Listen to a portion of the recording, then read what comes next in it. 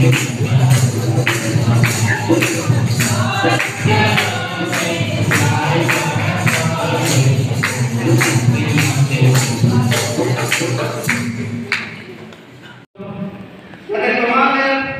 পারস্পরিক ভালোবাসা ও সেবা করার অঙ্গীকার ঈশ্বরের আশীর্বাদে শুভ ও সুপবিত্র হয়ে ওঠে। এমন শক্তি ও প্রেরণা লাভ করেন যার ফলে তোমরা দুজনে আজীবন পরস্পরের প্রতি বিশ্বস্ত থাকতে পারবে এবং দাম্পত্য জীবনের সমস্ত কর্তব্য পালনে পরস্পরকে সাহায্য করতে পারবে। তাই তোমাদের অনুরোধ করি, তোমরা উপস্থিত ভক্ত মণ্ডলীর সাথে তোমাদের সম্মতি বা ইচ্ছা প্রকাশ করে আমার প্রশ্নের যথাযথ উত্তর দাও।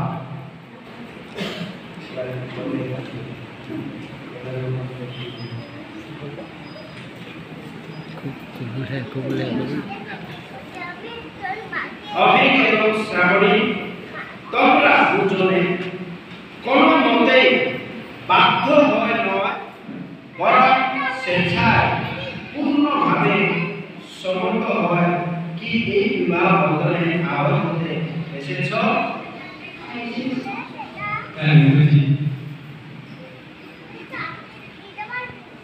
দাম্পত্য জীবনের কর্তব্য পালন করে তোমরা কি পরস্পরকে আজীবন ভালোবাসতে ও সম্মান করে চলতে সম্মত আছো?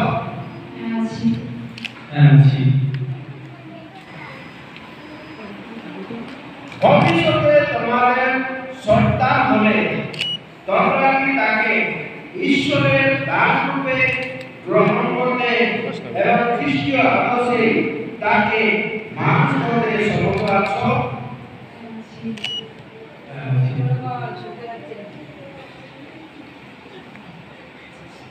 সুতরাং তোমরা দুজনে পবিত্র বিবাহ বন্ধনে আবদ্ধ হতে দুঃসংকল্প আছো বলে তোমরা এখন মুখোমুখি দাঁড়িয়ে ডান হাতের উপর ডান হাত রাখো।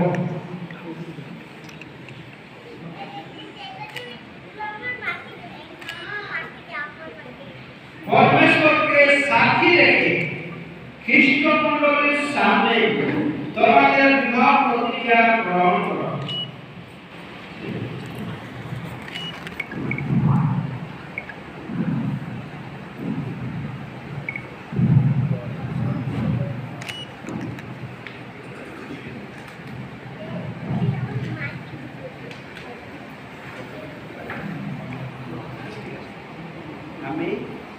আমি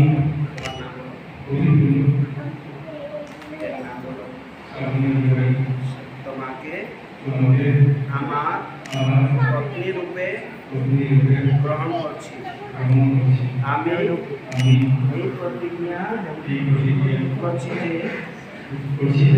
আজ থেকে সুখে দুঃখে ধনে দারিদ্রে স্বাস্থ্যে অস্বাস্থ্যে আমি আজীবন তোমার প্রতি বিশ্বস্ত থাকব। তোমাকে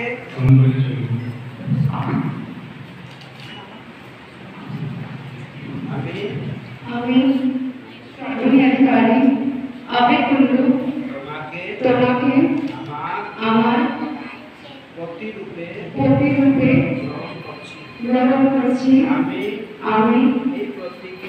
এই প্রতিজ্ঞা করছি যে আজ থেকে সুখে দুঃখে ধনে দারিদ্রে স্বাস্থ্যে অস্বাস্থ্যে আমি আজীবন তোমার প্রতি বিশ্বস্ত থাকব। তোমাকে ভালোবাসবো ও সম্মান করে চলবো। মানুষ যেন তা বিচ্ছিন্ন না করে। সকলে